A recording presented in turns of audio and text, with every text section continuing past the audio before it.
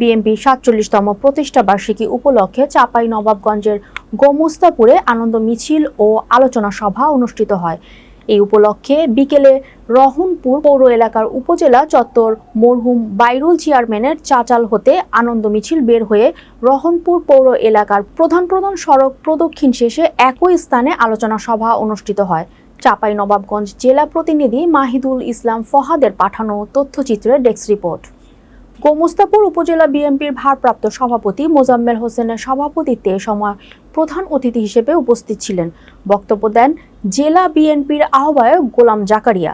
প্রধান বক্তা হিসেবে উপস্থিত ছিলেন উপজেলা বিএনপির সদস্য সচিব ও চাঁপাইনবাবগঞ্জ ২ আসনের বিএনপির মনোনয়ন প্রত্যাশী অ্যাডভোকেট নুরুল ইসলাম সেন্টু ও রহনপুর পৌর বিএনপির আহ্বায়ক এনায়েত করিম তকি।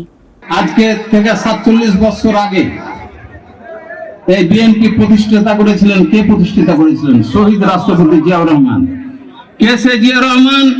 তিনি বাংলাদেশের স্বাধীনতার ঘোষক।